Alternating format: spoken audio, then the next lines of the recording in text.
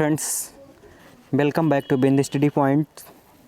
दोस्तों, हम यहाँ मध्य प्रदेश शिक्षक पात्रता भर्ती परीक्षा वर्ग 3 के पर्यावरण के सिलेबस को कवर कर रहे हैं, जिसमें पर्यावरण से संबंधित सभी फैक्ट को कवर किया गया है जो आपकी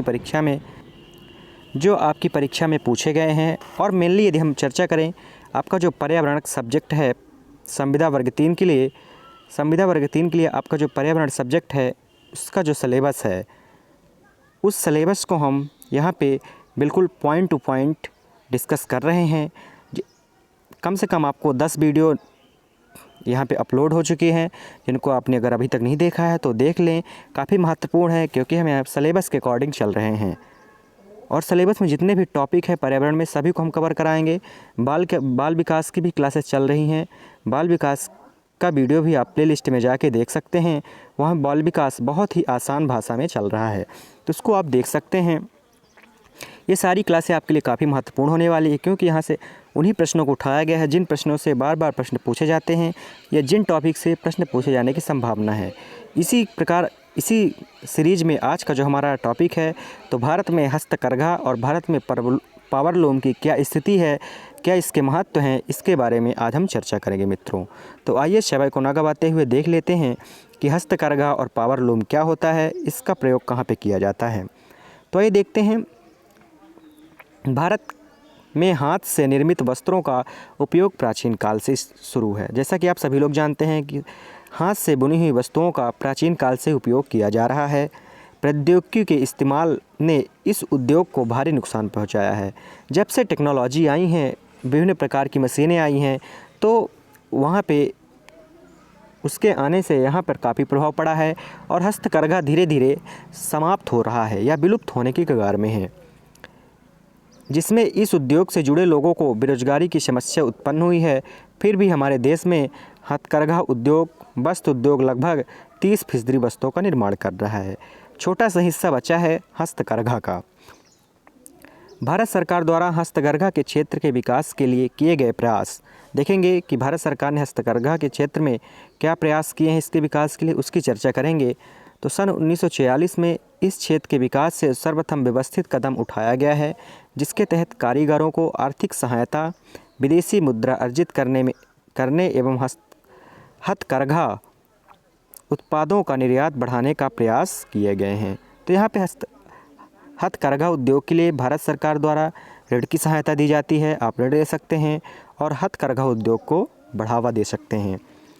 स्वतंत्रता के बाद अखिल भारतीय हथकरघा बोर्ड, हस्तशिल्प बोर्ड और खादी ग्रामोद्योग आयोग की स्थापना की गई एवं पंचवर्षीय योजनाओं में भी इस उद्योग को उचित स्थान दिया गया।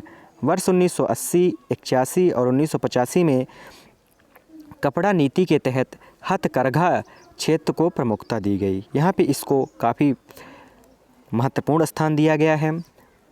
1985 में केंद्रीय कैबिनेट द्वारा हथकरघा अधिनियम पारित किया गया। तो यह प्रश्न आपको याद रखना है क्योंकि आपके पर्यावरण सिलेबस में दिया हुआ है। आपसे पूछ सकता है कि हथकरघा अधिनियम कब पारित किया गया, तो वो डेट है 1985, ये आपको याद रखना है। हथकरघा अधिनियम कब का है? 1985 का, ये आपको याद रखना है।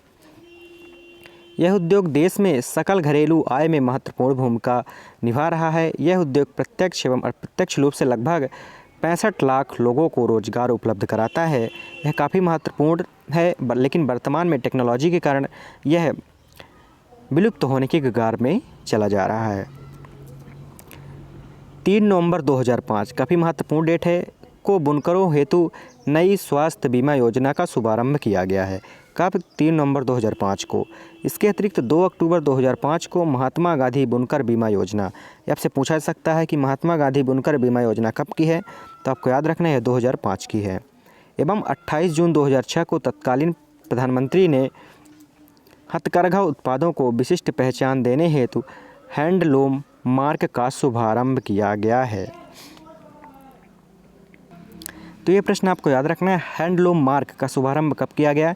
2006 में। यहाँ पे आपको तीनों प्रश्न याद रखना है। 2005 नई स्वास्थ्य बीमा योजना, 2005 में ही महात्मा गांधी बुनकर बीमा योजना और 2006 में हैंडलूम मार्क का शुभारंभ किया गया। याद रखना है आपको, काफ़ी महत्वपूर्ण प्रश्न है। तो ये रहा हथकरघा के बारे में। इसके बाद जो आपके सिलेबस में अगला पॉइंट दिया हुआ है, वहाँ पे आपसे बात की गई है पावर लूम के बारे में, पावर लूम की चर्चा की गई है। तो आइए देखते हैं क्या होता है पावर लूम। पावर लूम उद्योग में भी वस्त्र उद्योग एवं भारतीय अर्थव्यवस्था में अपना महत्वपूर्ण योगदान है। हथकरघा उद्योग की तरह ही भी इसका महत्व है। इस उद्योग का देश के कुल वस्त्र उत्पादन में 62% योगदान था। आप देख सकते हैं 62% पावर लूम का योगदान है। वहीं यह 50 लाख लोगों को रोज़गार उपलब्ध कराता है। याद रखना है, काफ़ी महत्वपूर्ण है ये हथकरघा और पावर लूम। लेकिन वर्तमान में टेक्नोलॉजी के कारण इसमें बहुत क्षति पहुंची है।